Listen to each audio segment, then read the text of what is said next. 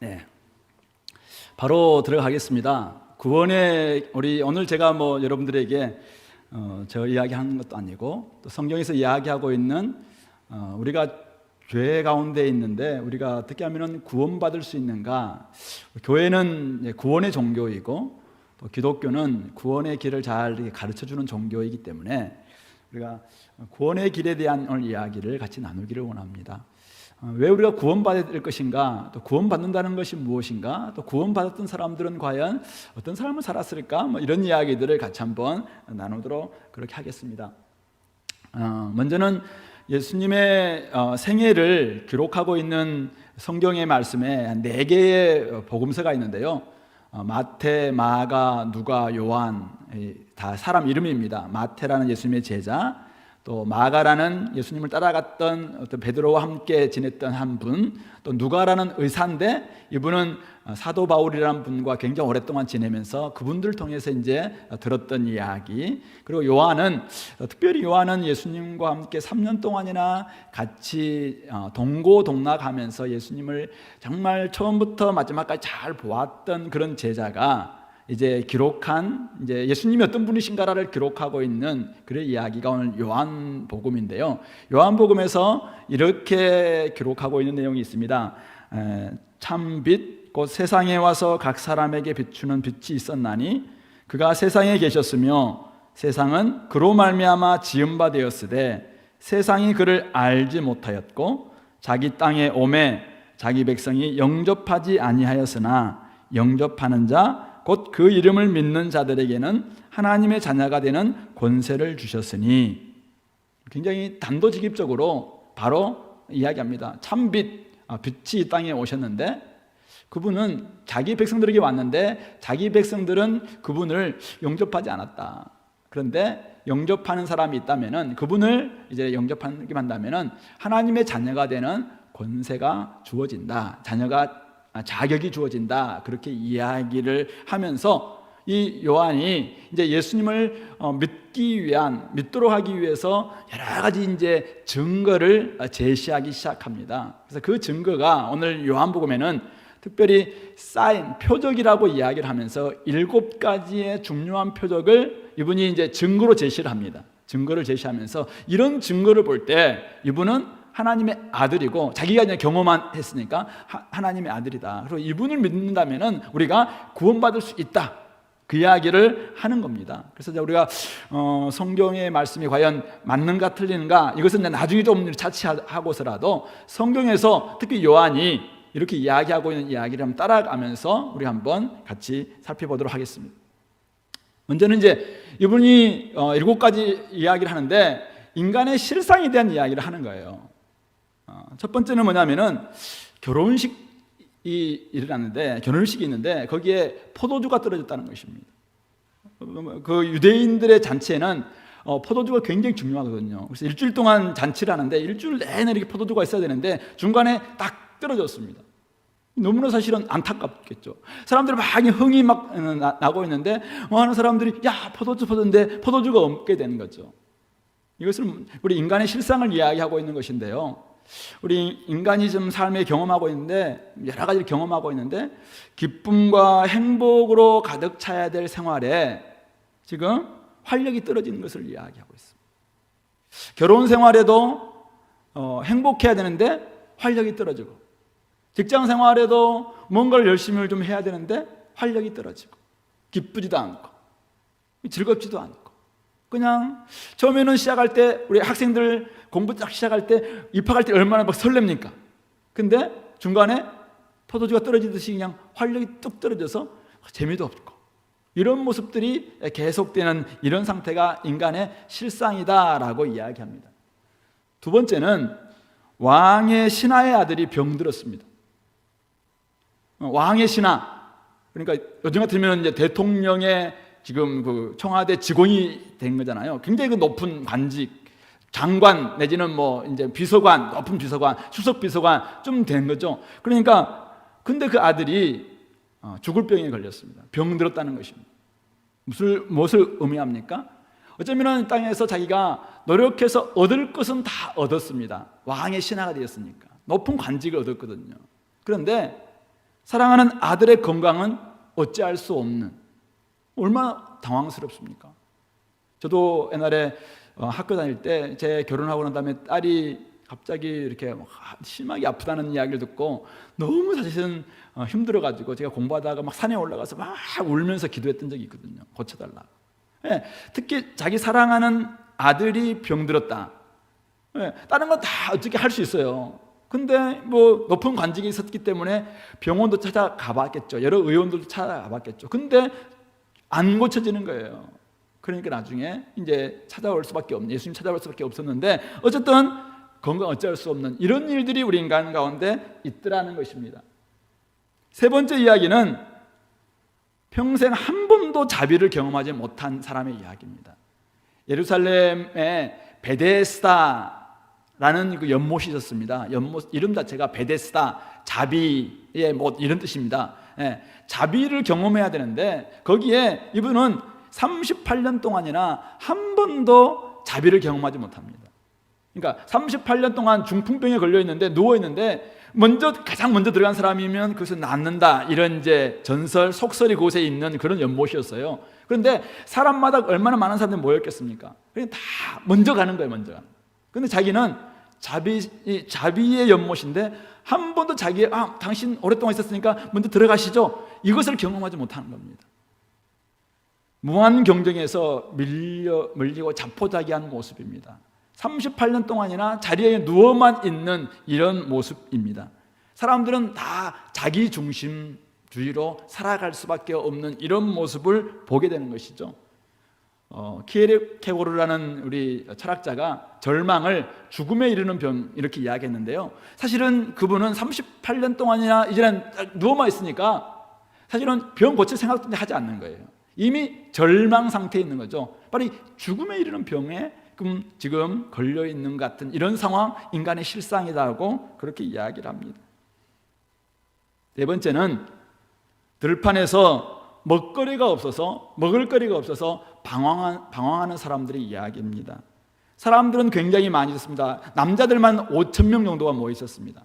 그런데 이제 막상 가려고 하는데 먹을 거리가 없습니다. 근데 그 이야기의 전문맥을 보면은 당시에 잘못된 왕을 만나서 이들이 굉장히 방황하는 백성들인데, 왕을 잘못 만나서, 지도자를 잘못 만나서 너무 이 왕은 왕궁에서 호의호식을 하는데 이 백성들은 그냥 늘 이렇게 쫓겨다니는 삶, 늘 생활고에 시달리고 삶의 질은 악화되고 이런 삶을 살 수밖에 없는 이런 모습, 이것이 인간의 모습. 그래서 들판에서, 그것도 먹을 거리가 없어서 유리 방황하는 이런 사람들의 이야기가 성경의 인간의 실상이다라고 이야기를 합니다. 그리고 그날 비슷날인데요, 이제는 이렇게 가는데 큰 바람이 불고 파도가 몰려옵니다. 목적지 저 건너편으로 가자라고 가고 있는데 목적지를 두고 항해하는데 끊임없이 파도가 몰려옵니다. 바람이 엄청나게 불어옵니다. 그런데 아무리 파도가 치고 바람이 있어도 전능하신 하나님께서 이렇게 이렇게 자기들을 목적지에 인도하면 되잖아요. 그런데 열심히 노력해도 갈 수 없을 것 같은 너무 심한 파도. 오늘날 우리 지금 제4차 산업혁명을 이야기하자면은 제1의 물결, 제2의 물결, 제3의 물결, 제4의 물결, 계속 물결이 올 때마다 우리가 살아가는 삶의 모습들은 굉장히 힘든 거 아닐까요? 우리 학생들도 공부하기도 힘들고, 직장인들 일하기도 힘들고, 또 우리 어르신들도 살아가기가 굉장히 힘든. 근데 이렇게 힘들 때마다 좀 하소연하면은 하나님이 좀 이렇게 응답해 줄 것 같은 이런 삶이면 참 좋겠는데 그것이 없는 것 같은, 하나님도 계시지 않는 것 같은, 그래서 두려움만 엄습하고 있는 이런 모습들이 우리의 삶의 인간의 실상이었다라고 이야기를 합니다. 그리고 여섯 번째 이야기는 앞을 보지, 태어났는데 앞을 보지 못한 가운데 태어난 겁니다. 날 때부터 한 번도 앞을 보지 못한 사람입니다. 따라서 앞날 또한 볼 수가 없습니다. 앞날 또한 막막한 사람입니다. 사람들은 이야기합니다. 저 사람은 왜 저래? 누구의 죄 때문에 저렇게 태어났을까? 부모의 죄 때문일까? 아니면 본인에게 죄가 있어서 저렇게 할까? 이렇게 이야기만 하는데 사실은 부모의 죄도 아니고 자기 죄도 아닌데도 불구하고 그냥 이렇게 태어난 거예요. 태어나 보니까 너무 가난한 집에 태어났고, 태어나 보니까 앞날이 보이지 않는 집에 태어났고, 태어나 보니까 너무나도 힘든 상황에서 태어난 사람의 이야기죠. 보아도 제대로 보지 못한 그런 사람들, 눈먼 자들의 도시라는 영화에 보면은 다 눈이 머니까 그 안에서, 그런데도 불구하고 그 안에서 악의 다툼이 일어나고 있는 그런 모습을 보지 않습니까? 볼 수 없으니까 결국은 앞날이 없으니까 자기들끼리 막 싸우고 또 죽이고 막 이런 모습들이 우리 인간의 실상이다라고 이야기하고 있고, 마지막 실상을 사랑하는 가족이 병들어 죽었습니다. 다른 것까지 지금까지도 절망이고 힘들고 유리방황이고 아픔이고 이렇게 하는데, 이 마지막 사랑하는 가족, 사랑하는 오빠가 병들어서 죽었습니다. 그냥 사랑하는데, 그리고 함께 지낼 줄 아는데, 아직도 앞날이 창창한데 그냥 병들어 죽는 이야기. 인생에서 가장 큰 절망이 무엇일까라고 할 때 사실은 이 죽음의 문제죠. 다른 것은 나름대로 다 극복할 수 있어요. 그런데 이 죽음의 문제만은 사실 인간이 결국 극복할 수 없기 때문에 한계 상황이고 또 가장 큰 절망이다라고 이야기할 수 있습니다. 저도 저희 아버님이 이제 2년 전에 돌아가셨고, 제 사랑하는 바로 밑에 여동생이 올해 4월에 세상을 떠났고, 저희 둘째 누님도 어쨌든 한참 전에 또 세상을 떠나셨습니다. 이렇게 우리 사랑하는 가족이 병들어 죽는 이런 일들은 참 우리 삶 가운데서 어찌할 수 없는 인간의 실상이다라는 것을 이 사도 요한은 보여주고 있습니다. 자, 그런데 왜 이렇게 되었는가 했죠? 왜 이렇게 되었을까? 왜 인간 이 땅이 이렇게 되었을까? 그 이야기를 오늘 성경은 이야기하고 있습니다. 인간의 삶에 찾아온 여러 가지의 이 한계 상황, 즉 절망과 죽음과 같은 이런 상황을 아무리 설명해도 설명할 수가 없죠. 그래서 우리 불교에서 우리 석가모니는 자기는 왕자의 신분으로 태어나서 살았지만은 그 살아보니까 결국 삶의 모습들을 보니까 너무나도 생로병사 애오욕 칠정에 의해서 힘들어할 수밖에 없는 인간의 모습들을 고해다, 정말 괴로운 삶의 바다다라고 그렇게 이야기를 했습니다. 성경은 조금 우리 모세라는 분께서는 우리 인간은 수고하고 애쓸 수밖에 없다, 그렇게 표현하고 있는데요. 왜 이렇게 되었는가요? 그러니까 오늘 여기 나와 있는 것처럼 어딘가로부터 와야 될 복, 생명이 오지 않기 때문에 결국은 삶은 고해이고 수고와 애씀에 있을 수밖에 없다. 성경은 명확하게 이야기합니다. 하나님의 관계가 끊어져 있기 때문에 이런 일이 일어났다라고 이야기를 합니다. 그래서 오늘 저는 이제 여러분들에게 하나님의 관계가 끊어진 이 이야기, 끊어져서 어찌됐든 말입니다. 그래서 우리는 어떻게 하면 이 하나님 관계를 회복할 수 있을까? 이 이야기를 여러분들에게 좀 제시하고 싶습니다. 누가 한번 읽어보시겠습니까? 이 단어 읽을 수 있나요? 한 단어에 한 단어.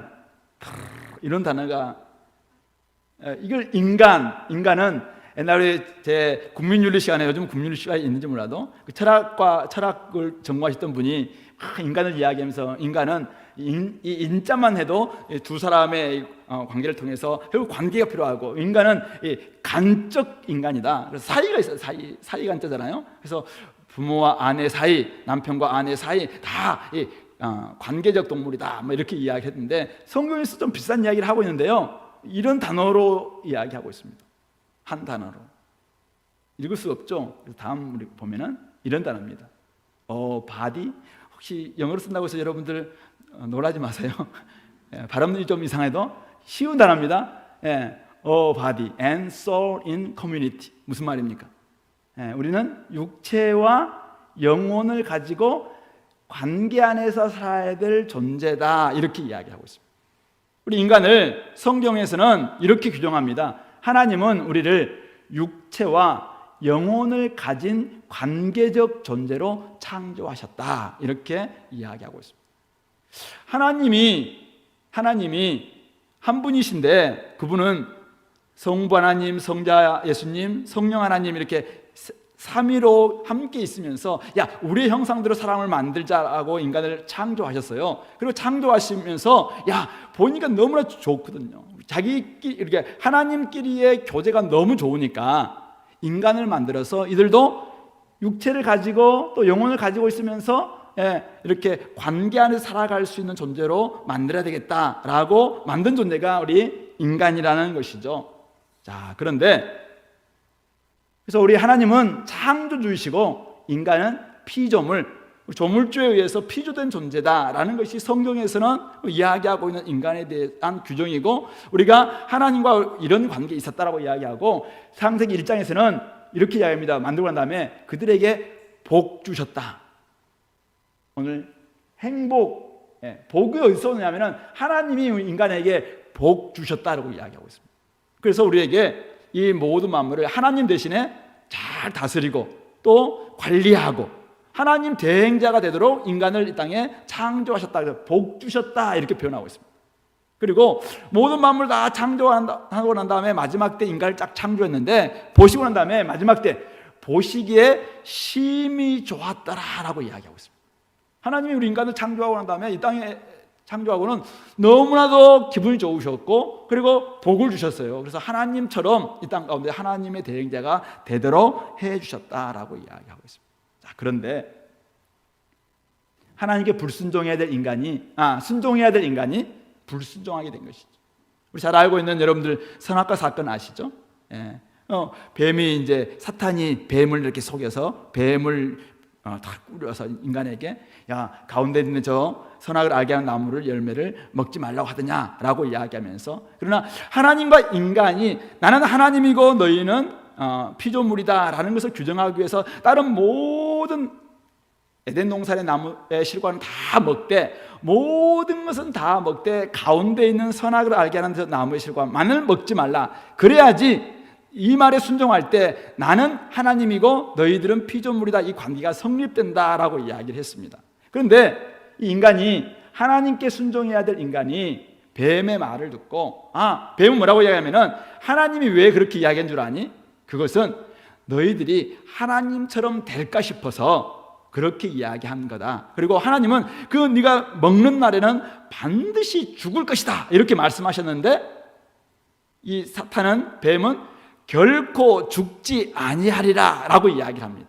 그러니까 이 여자가 하와가 다 그 선악을 알게 하는 나무 열매를 보니까 진짜 막 먹음직도 하고 보암직도 하고 또 하나님처럼 될 수 있을 만큼 굉장히 지혜를 줄 만큼 굉장히 아름답고 탐스러운 마음이 들거든요. 그러니까 마음속에 갈등하잖아요. 하나님 말씀은 먹지 말라 했는데 먹는 날은 반드시 죽을까라고 했고, 사탄은 야 먹어도 괜찮다, 먹으면 네가 하나님처럼 된다, 결코 죽지 않는다. 마음에서 갈등이 있었겠어요, 없었겠어요? 갈등하는 거죠. 근데 결국 자기가 내 속에 야 나를 더 탐스럽게 만들어줄 수 있겠다라고 생각하니까 사탄의 말을 딱 듣고 따먹게 된 것이죠. 바로 그것을 성경에서는 죄라고 이야기합니다. 죄. 하나님 관계가 끊어진, 하나님께 불순종한 상태, 이것을 죄라고 이야기하는데, 죄 영어 단어의 sin인데 이 가운데 있는 I가 바로 자기, 내가 중심이다. 우리 인간 내가 중심이다. 다른 사람들은 다 밑이고 다 내가 이 세계의 중심이다. 나로 말미암아 세계가 돌아간다. 옛날 우리 천동설을 주장했던 것처럼 지구가 뭐 모든 태양계의 중심이다라고 생각했던 것처럼 내가 이 모든 것의 중심이다라고 생각하는 이 마음이 바로 결국은 죄다, 자기 중심주의가 죄다라고 성경은 이야기하고 있는 것이죠. 이 그림이 있는데요, 많은 사람들은 이 나무가 무슨 나무냐라고 하면은 이 열매를 보면서 이건 무슨 나무다라고 맞출 수가 있어요. 열매를 보면은 이것이 사과 열매는 사과나무고, 배가 열리면 배나무고, 이렇게 있죠. 열매, 눈에 보이는 게 열매니까 열매 보면 잘 알 수 있죠. 근데 나무는 열매와 잎뿐만 아니라 줄기가 있고 그다음 뿌리가 있겠죠. 뿌리가. 자, 근데 많은 사람들은 이 열매에 해당되는 사회 규범에 대한 위반, 그러니까 뭐 도덕, 윤리, 법을 위반하는 것, 여기에만 이것을 죄라고 규정을 합니다. 우리 사회에서는 그렇잖아요. 교통법을 위반하면 그 죄 지었다라고 이야기하고 있고, 또 가정의 여러 가지 형사소송법을 위반하면 죄를 지었다고 이야기하고 있고, 여러 가지 법과 도덕과 윤리를 결국은 어긴 것, 이것은 죄 열매에 불과한 거거든요. 과일에 불과한 거죠. 이것도 죄죠. 맞습니다. 그래서 이것은 도덕과 윤리와 법에서 다루는 영역들입니다. 그리고 그러나 이 나무는 이 줄기도 해당되거든요. 마음속에서 일어나고 있는 죄가 있어요. 우리 예수님도 이제 여자를 보고 음욕을 품는 자마다 다 간음한 자다라고 이야기할 정도로 이 마음이 중요하다. 마음. 그래서 이 줄기는 마음에 해당되는 것인데요. 그래서 종교는 이제 끊임없이 이 마음을 많이 다룹니다. 불교도 우리 마음에 있는 우리 색을 다 버려야 된다. 그래서 색 즉시 공이 돼야 된다. 그래서 눈에 보이고 있는 모든 이 색이 다 없어져서 빈 마음이 될 때 우리가 온전히 이제는 뭐 합의에 이룰 수 있다라고 하면서 이 마음을 굉장히 다루고 있습니다. 모든 종교들은 이 마음의 영역을 많이 다루고 있습니다. 죄의 줄기에 해당되는 부분입니다. 근데 기독교는 이 마지막 뿌리 있잖아요. 이 뿌리, 이게 본질이거든요. 이 나무는 줄기와 잎과 열매로 구성되지 않습니다. 그렇죠? 이 나무는 이 뿌리가 있어야지 사실은 줄기도 나오고 거기서 잎이 나오고 그 열매가 맺히는 거 아니겠습니까? 이 뿌리가 뭐냐, 이 뿌리가 이미 하나님을 떠나서 자기 중심성이 지금 되어 있기 때문에 결국 우리가 이 마음의 죄의 뿌리를 다루지 않고서는 결국 우리는 끊임없이 줄기와 열매만 가지고는 결국 그 사람을 바꿀 수 없다는 거죠. 그래서 이 뿌리가 자기 중심, 하나님을 떠나서 내가 세계 중심이다 생각하는 이 자기 중심성을 다룰 때 우리의 삶의 모습들이 바뀔 수 있다라고 이야기를 하고 있는 것입니다. 이 문제를 다루지 않고 만약 나아간다면 죄의 결과는 뭐냐면은 죄의 삭은 사망이라고. 그래서 아까 사탄은 결코 죽지 하리라고 이야기했고, 우리 하나님은 반드시 죽으리라고 이야기했는데 누구 말대로 됐냐면은 하나님 말씀대로 죄의 싹은 죄를 열심히 짓다 보니까 삶을 살다 보니까 결국은 죽을 수밖에 없는 죽는 존재가 되었다라는 것이 성경에서 이야기하고 있는 것입니다. 그러므로 죄의 결과는 사망입니다. 사망입니다. 죄인이기 때문에 우리가 죄를 지어서 죄인이 아니라 이미 뿌리 자체가 자기 중심성에 갇혀 있으니까 우리 그냥 죄를 지을 수밖에 없다는 것입니다. 우리 목사님이 쓰셨던 차 마신이 없다고 말하기 전에 보면은 이 꽃게의 비유를 여러분 잘 알고 있죠? 바닷가에 보면 꽃게가 있어요.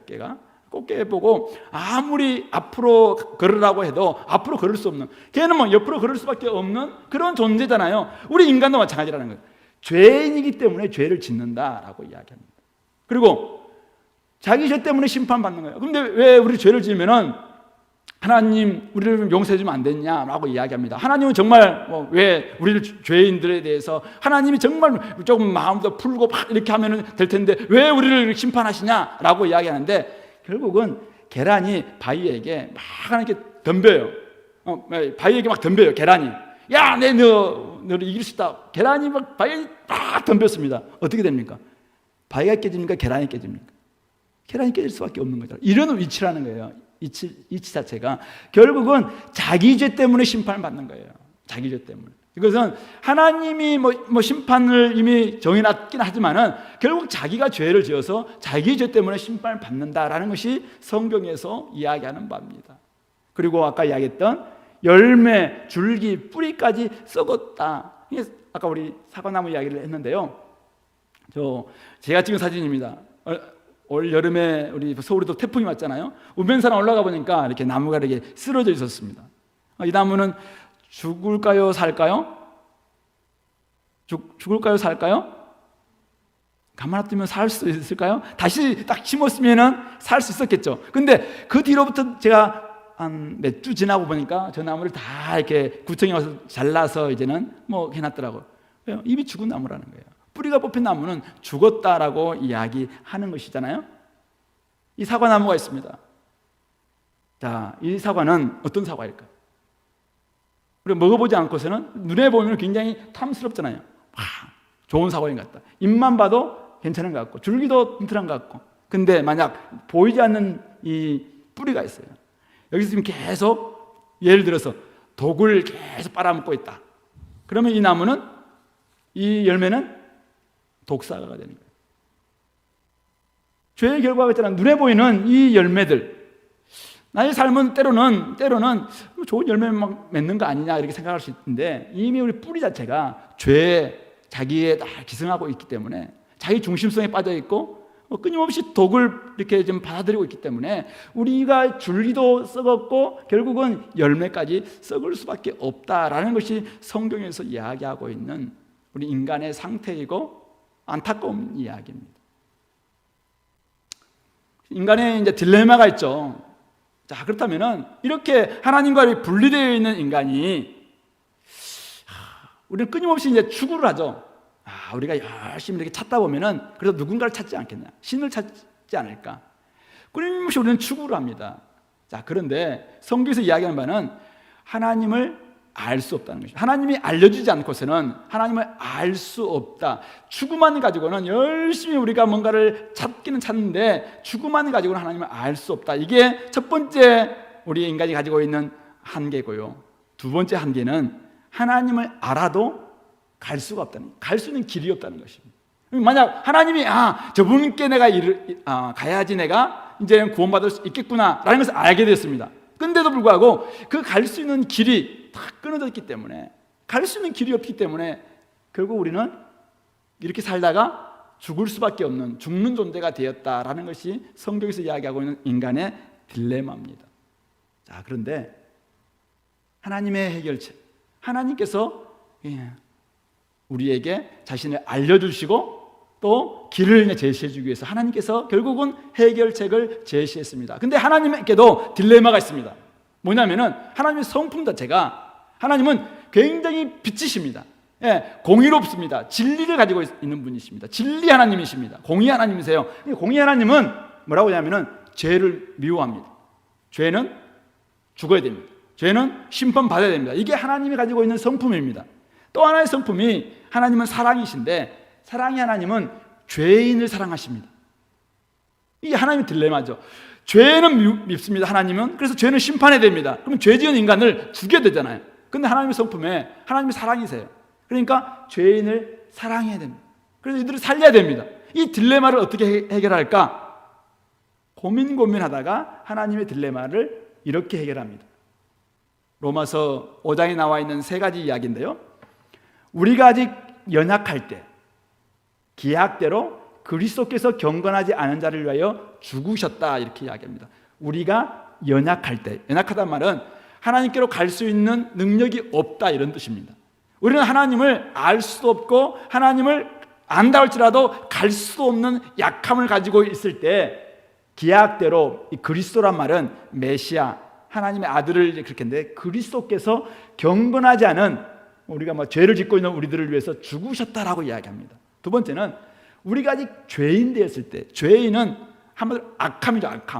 악했을 때 그리스도께서 우리를 위하여 죽으심으로 하나님께서 우리에 대한 자기의 사랑을 확증하셨다. 그리고 우리가 연약하고 죄인 되었음을 하나님과 이제는 원수된 상태라고 이렇게 표현할 수 있습니다. 원수됐을 때 그의 아들의 죽으심으로 말미암아 하나님과 화목되었다, 이렇게 이야기하고 있습니다. 하나님이 결국은 이 땅에 해결책을 제시해 주셨는데, 그 해결책이 뭐냐면은 그리스도께서 죽으셨다. 그리스도께서 죽으심으로, 그의 아들 그리스도께서 죽으심으로 말미암아 이런 방식을 택했다라고 이야기하고 있는 것입니다. 그리스도는 우리 헬라어인데요, 원래 히브리어는 메시아 이런 뜻입니다. 구원자, 이 말입니다. 근데 구원자는 두 가지 요건을 가지고 있어야 됩니다. 하나는 인간의 죄와 문제를 다 알아야 되잖아요. 우리의 문제가 뭔지를 다 알아야지 사실은 그 문제에서 끌어낼 수 있겠죠. 근데 문제는 뭐냐면 알기는 아는데 능력이 없다. 능력이 있어야 됩니다. 또 이 끌어낼 수 있는 능력도 있어야 됩니다. 이 두 가지를 다 갖추고 있어야지 사실은 구원자가 될 수 있습니다. 근데 인간이 만약 구원자가 된다, 일본은 잘 알겠죠. 인간의 죄가 문제가 뭔지를 잘 알 거 아닙니까? 우리 석가모니는 인간이시니까 우리 인간의 문제를 고해다 잘 알고 있습니다. 그래서 정말 우리 인간이 어떤 어려움과 아픔과 힘듦과 가지고 있는지 생로병사 애오욕에 해당되고 있는 모든 부분들을 잘 알고 있는, 잘 알고 있습니다. 근데 문제는 인간이니까 인간의 모든 문제를 해결할 수 있는 사실은 능력은 없죠. 그래서 구원자로서 조금은 부족합니다. 다른 어떤 분들은 너무 하나님이 멀리 계셔서 능력은 있는데 너무 멀리 있어서 인간의 문제에 대해서는 관심이 없는 이런 존재들도 있습니다. 그러나 우리 예수님께서는 인간의 죄와 문제를 압니다. 그래서 찾아오신 거예요. 그래서 아까 7가지 앞에서 봤던 그 인간의 실상에 그대로 찾아오셨습니다. 결혼 생활이 끊어진 곳에 찾아오셨습니다. 결혼식에 지금 포도주가 끊어진 곳에 찾아오셨습니다. 그리고 병들어 죽기 직전인 그 아들을 둔 그분을 만나 주셨습니다. 자포자기 인생 38년 동안이나 병들어 있던 바로 그 사람에게 찾아와 주셨습니다. 경쟁에서 맨날 밀려서 또 나는 졌다 이렇게 생각하고 있는 그에게 찾아와 주셨습니다. 배고픈 무리들과 함께 있으면서 그들을 불쌍히 여겨주셨습니다. 계속되는 파도로 고통당하고 있는 그들에게 찾아가셔서 이 바다를 탁 지배하신 밟고 그에게 가셨습니다. 그리고 짙은 어둠 속으로 절망과 죽음, 슬픔과 있는 그곳에 찾아가 주셨습니다. 하나 더 빠졌죠? 빠져 있는데 눈먼 그 사람에게 찾아가 주셔서 이제는 지능으로 다 이기고는 실로암 못에 가서 나 씻고 와라 라고 이야기를 합니다. 그래서 그가 완전히 눈을 뜨게 되는 이런 일도 있게 되죠. 인간의 죄와 문제를 잘 알기 위해서 인간이 되셨고 또 결국 오셔서 찾아와 주셨고 정말 우리의 문제를 잘 알고 있습니다. 그리고 그분은 하나님이시기 때문에 우리의 죄와 문제를 해결할 능력도 있는 것입니다. 그래서 예수님의 십자가가 결국은 인간의 딜레마를 해결하고 하나님의 딜레마를 해결한 하나님의 해결책입니다. 인간의 딜레마 아까 뭐였습니까? 하나님을 알 수 없었어요. 그러니까 예수님이 오셔서 하나님은 여러분들을 사랑하십니다 라는 것을 알려주신 이야기입니다.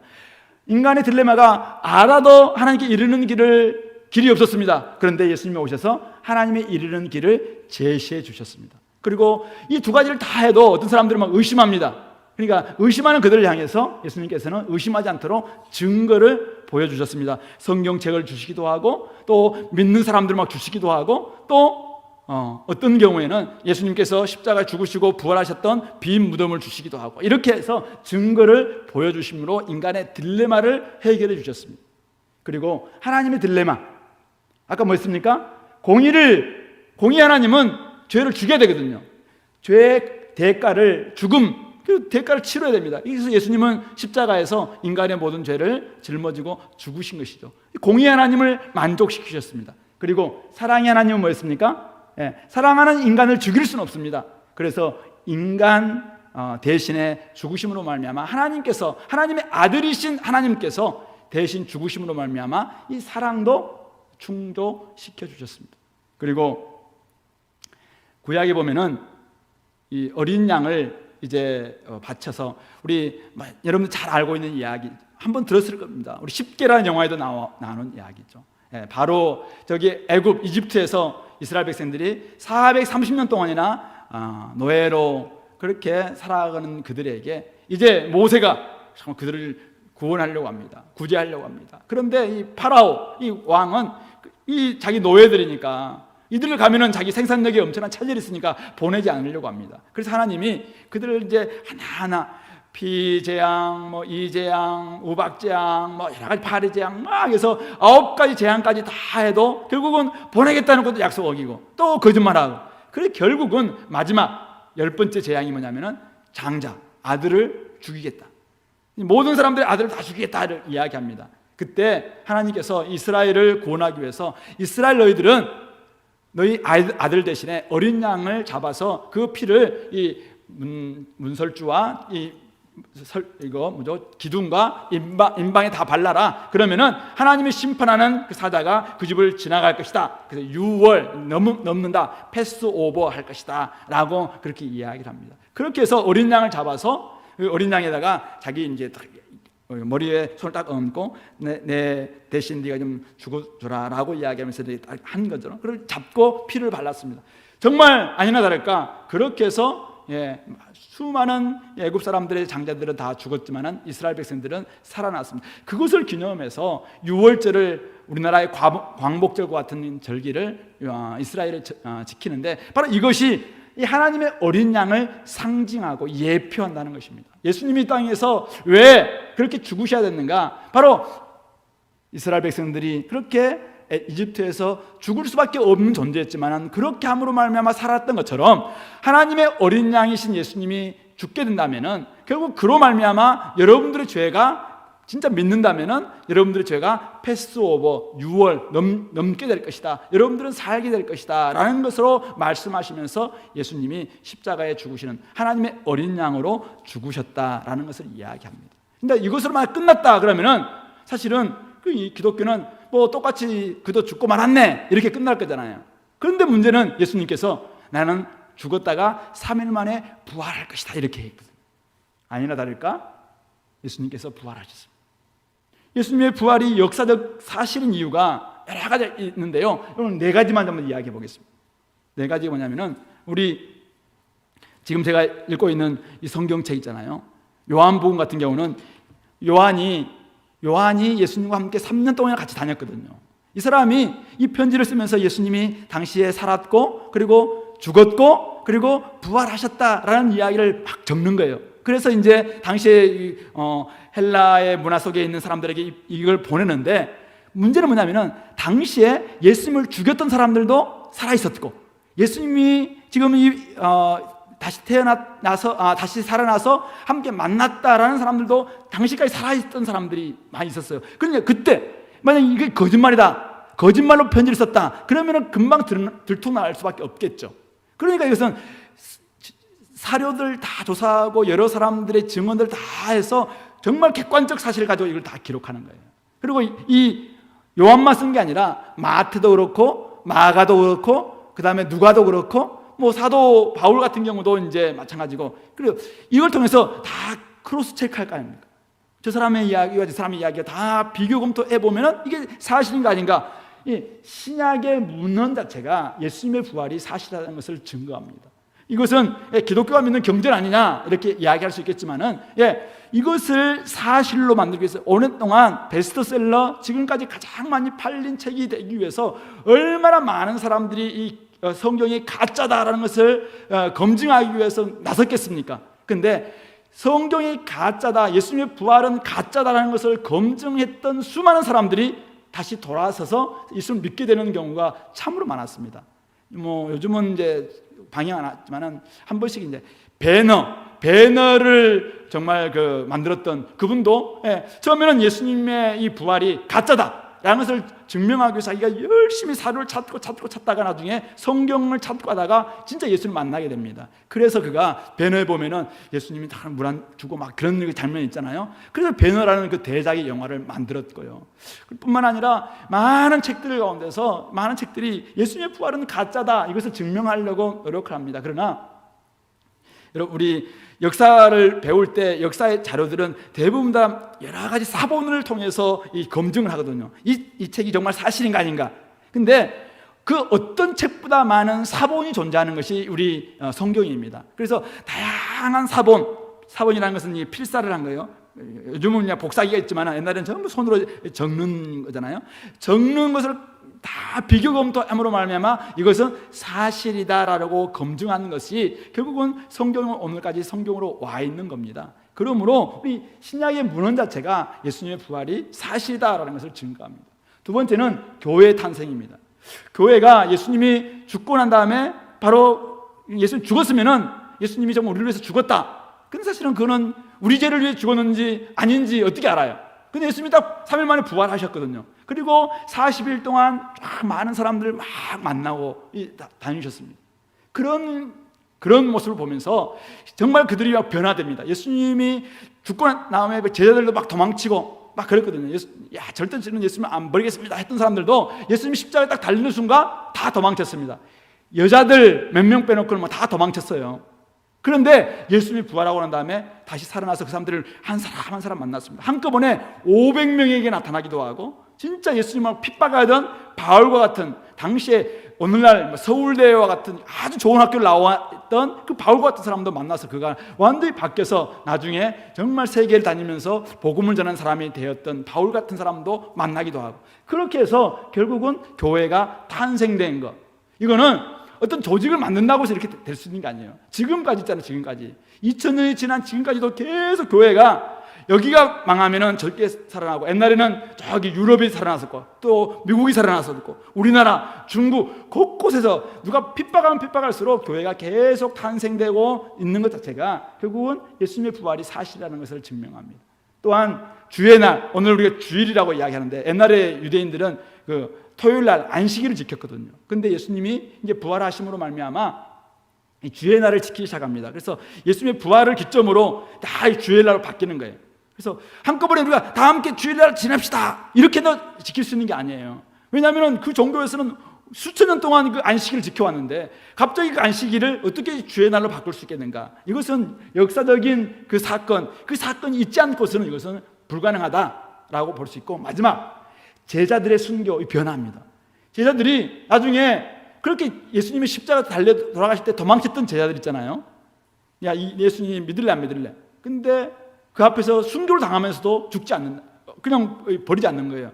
생각해 보세요. 이게 가짜라면, 이게 거짓말이라면, 여러분 거짓말을 위해서 목숨 버릴 수 있겠습니까? 버릴 수 없잖아요. 이게 가짜, 뭐 어떤 사람 나의 마음의 평안을 위해서 믿는 하는 어떤 것이 있다고 생각해 봅시다. 근데 이게 좀 가짜라는 걸 알고 있어요. 근데 야, 네가 그거 안 버리면 너 죽을 거야라고 하는데 이 가짜를 위해서 자기가 목숨을 버릴 수 있겠냐 이거죠.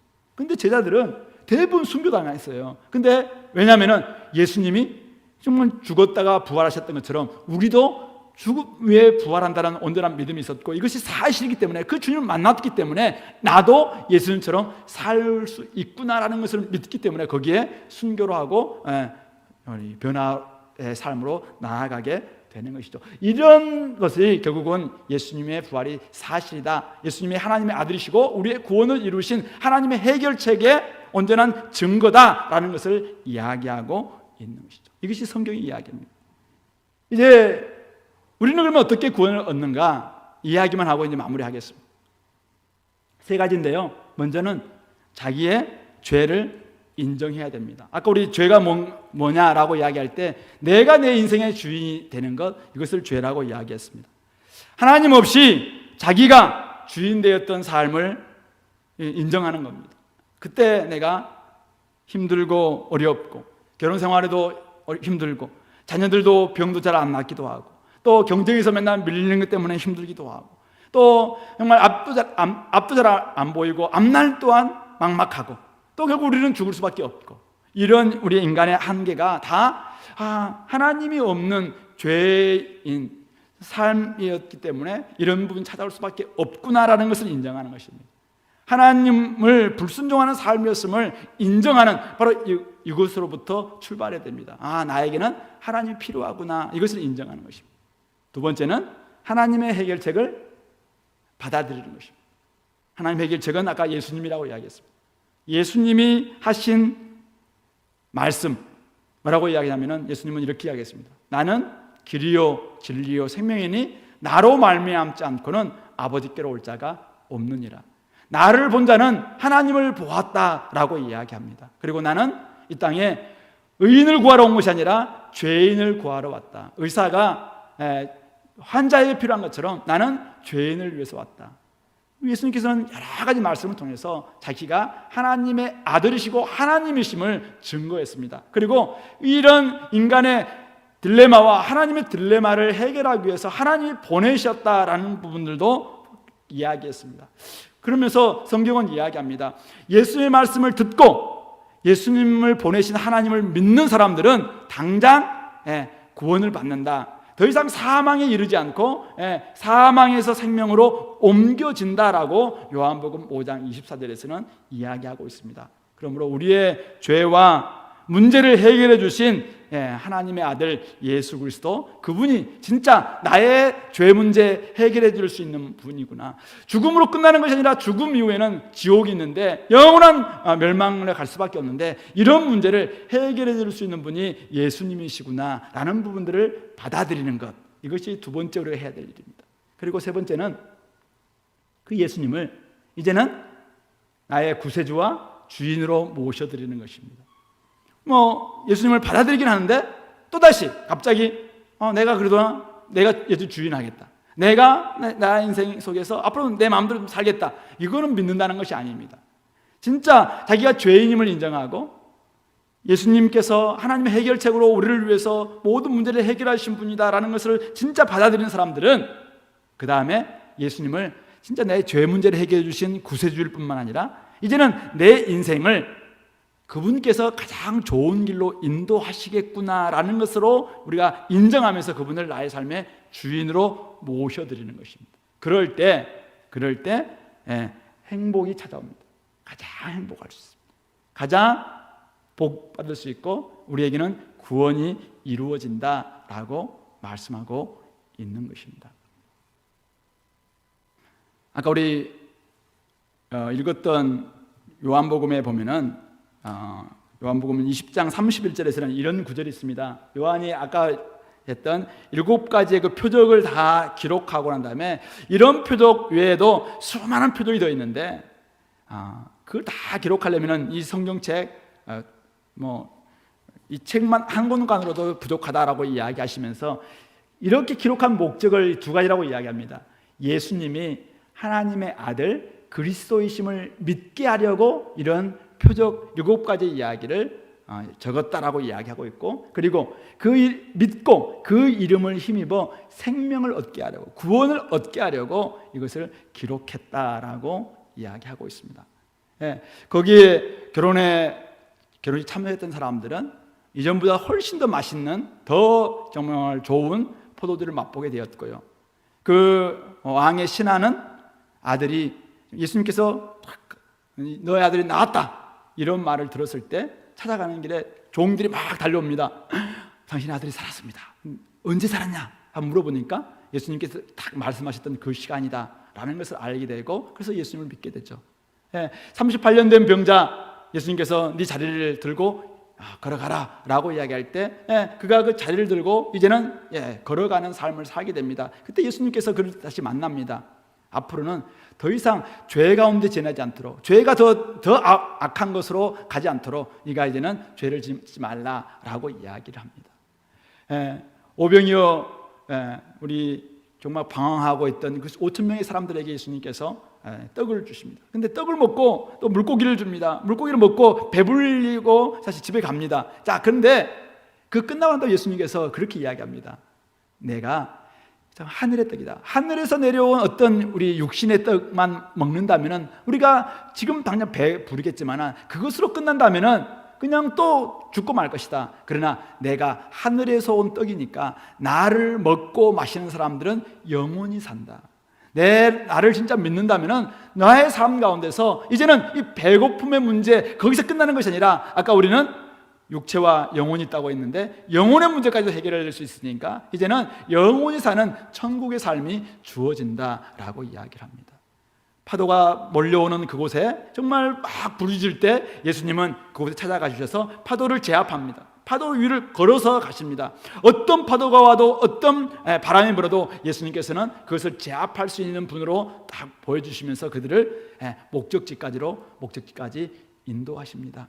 날 때부터 소경되었던 그 사람 실로암이란 말은 보냄 받았다는 뜻입니다. 보내심 받은 예수님을 통해서 그가 온전히 보게 되고 이제는 예수님을 뒤따르는 그런 제자가 됩니다. 사랑하는 오빠 나사로가 죽어서 썩은 그런 몸까지 되었습니다. 냄새까지 나는 그때가 되었습니다. 근데 예수님께서 나사로야 나오라 라고 이야기할 때 그가 살아나는 역사가 일어납니다. 그때 예수님이 이야기합니다. 나는 부활이요 생명이니 나를 믿는 자는 죽어도 살겠고 살아서 나를 믿는 자는 영원히 죽지 아니하리라 라고 이야기합니다. 물론 우리는 죽을 겁니다. 그러나 예수를 믿는 사람들은 영원히 죽지 않고 주님과 함께 천국에서 주님 나라에서 영원히 살 것이다 라고 말씀하고 있습니다. 바로 그런 이야기를 요한은 들려주시면서 하나님을 믿으라라고 이야기합니다. 예수님이 하나님의 아들 그리스도심을 믿어라. 그러면 그 이름을 힘입어서 생명, 구원을 얻게 된다라고 이야기합니다. 구원 이야기는 사실은 무궁무진합니다. 제가 사실은 제 이야기도 좀 하고 이곳에 옆에 여러분들의 이야기도 막 들려오고 싶은 생각이 많이 있습니다. 근데 약속한 시간이 좀 다 되어서 여기서 마무리는 할 겁니다만은 어쨌든 이 구원의 이야기는 있잖아요. 멀리 있지 않습니다. 여러분들의 주변에 있습니다. 여러분들과 함께 있습니다. 그리고 성경에서 분명하게 말씀하고 있습니다. 그 분께서는 여러분들에게 오늘도 살아계신 그분은 지금도 하나님 우편에서 여러분들에게 말씀하고 있습니다. 나와 너희들이 함께 좋은 관계였다. 진짜 몸과 육체와 영혼을 가지고 관계 안에서 살아갈 수 있는 아주 행복하고 복되고 그리고 생명 있는 존재가 바로 우리였다. 하나님의 관계가 완전히 연결되기만 한다면 우리의 삶 속에서는 이제 죄의 열매뿐만 아니라 죄의 줄기도 그리고 죄의 이 뿌리까지도 다 사라지고 새롭게 되기만 한다면 우리의 나무에서는 이제는 독사가 아니라 정말 좋은 하나님께서 좋아하시는 그런 사과가 열릴 수 있는 그런 삶이 주어질 것이라고 말씀하고 있습니다. 오랫동안 제가 대학생들에게도 그렇고 또 교회에서 복음을 전하면서 많은 사람들에게 제시했을 때 하루아침에 믿는 경우는 그렇지 많지 않았습니다. 어떤 경우는 제가 한번 더 고민해 보겠습니다 라고 하셨던 분들이 많았던 것 같습니다. 어떤 경우는 다 알겠는데 내 마음속에 뭔가 이렇게 좀 감정적인 즐거움, 기쁨 뭐가 이렇게 있었으면 좋겠는데 하나님이 좀 사인이라도 좀 믿어라 라고 하면서 마음에 어떤 감동이라도 딱 주면 좋겠는데 그렇지 않다, 안 와서 못 믿겠다 라고 하신 분도 있었습니다.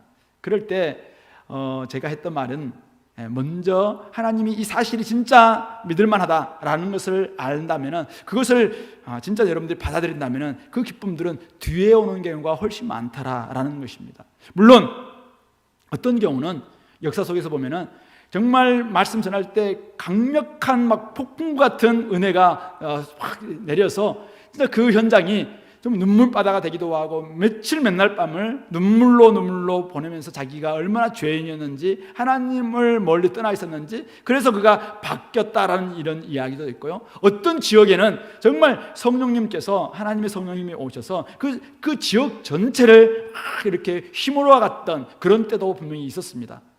우리나라의 1907년에 평양 대부흥 이야기를 이렇게 보면은 진짜 그곳에는 어떤 한 분이 자기의 죄를 고백하고 나왔을 때 점점 많은 사람들이 내가 정말 이런 죄를 지었습니다 라고 고백하기 시작했고 이 교회에 있는 많은 사람들이 그렇게 됨으로 말미암아 진짜 성령께서 감동함으로 많은 사람들이 며칠 몇 날 동안 그렇게 변화되었던 그런 이야기도 있고요. 영국에서도 미국에서도 곳곳에서도 이런 이야기들은 굉장히 많습니다. 그리고 여러분들의 가장 가까운 친구들인 여러분들 주변에 있는 사람들이 이 구원의 이야기를 가지고 있습니다. 그러므로 여러분들 정말 성경 이야기가 너무 옛날 이야기 아니냐라고 생각하시면은 물론 성경을 다시 한번 읽어보시면서 옛날 이야기지만 한번 참조하시면 좋겠고 그리고 오늘날은 이런 이야기가 정말 일어나고 있는가 이걸 확인하고 싶다면은 여러분들 주변에 있는 친구들에게 또 여러분들 주변에 있는 많은 사람들에게 한번 그 이야기를 한번 들려달라라고 이야기해 보시면 좋겠습니다. 객관적으로는 정말 우리 주님께서는 이 땅에 오셔서 우리를 위해서 해결해 주셨습니다. 그리고 오늘 지금도 살아계셔서 하나님 우편에서 오늘 우리를 응원하고 계십니다. 그래서 그분을 여러분들의 삶의 주인으로 모시는 이런 결단이 있게 되기를 간절히 소망하면서 여러분들 어떻게 좀 믿고 싶은 마음이 있다면은 나중에 여러분들의 함께 오는 친구들에게 한번 내가 주님을 이제는 나의 삶의 주인으로 한번 모시고 싶다. 나도 예수님이 주시는 그 행복을 예수님이 주시는 그 구원을 맛보고 죽어도 사는 존재가 되는구나. 우리가 이 땅에서는 결국 70년 80년 지나고 난다면 죽을 텐데 죽고 난 다음에 아무것도 없는 그 삶이 아니라 성경은 분명히 이야기합니다. 한 번 죽는 것은 사람에게 정해진 것이고 그 뒤에는 심판이 있다고 이야기합니다. 그때는 지금은 웃고 있을지 몰라도 그때는 천국과 지옥이 명확하게 분리된다고 이야기합니다. 그곳은 서로 왕래할 수 없는 그런 엄청난 구렁이 가운데 있어서 이제는 한 번 분리되면 영원히 분리되는 그런 곳이라고 이야기합니다. 바로 지금 여기에서 이제는 그 선택만이 남아 있습니다. 지금 선택하지 않으면은 나중에 죽고 난 다음에는 더 이상 선택할 수 있는 기회는 없는 것이죠. 그러므로 오늘 저와 여러분들 이 자리에서 한번 그 기회를 한번 삼으시면 좋겠고 또 여러분들이 꼭 결단하셔서 내가 예수님을 한번 나의 삶의 주인으로 모실 수 있는 그런 시간이 될 수 있기를 소망합니다. 한번 제가 기도를 한번 하고 마무리하겠습니다. 하나님 아버지, 오늘 우리 귀한 분들이 이곳에 왔습니다. 하나님이 참 만세전부터 택하셨고 또 창조하셨고 사랑하는 아들이고 딸이라고 불러주시는 그런 분들입니다. 그리고 각 가정에서 또 우리 어머님, 아버님들 또 하나님께서 여전히 사랑하시는 분들입니다. 하나님, 그들의 마음을 열어주시고 예수님이 나를 위해서 죽으셔서 나의 죄 문제를 해결해 주셨고 이제는 내가 예수님을 믿음으로 말미암아 변화되고 또 회복되고 이제는 새롭게 된다는 사실을 깨닫고 하나님을 잘 믿을 수 있는 마음들 허락해 주옵소서. 예수님이 정말 나의 구세주자 또 나의 주인이 되셔서 나의 삶을 새롭게 해줄 것을 온전히 믿고 오늘도 주님 앞에 나의 마음을 의탁합니다. 인도하여 주옵소서. 우리를 사랑해 주시고 죽으셨다 부활하시며 다시 오실 우리 예수님의 이름으로 기도드립니다. 아멘. 네, 수고 많으셨습니다. 감사합니다. 교회에서 아마 조그만 좀 우리 음식 좀 있나요?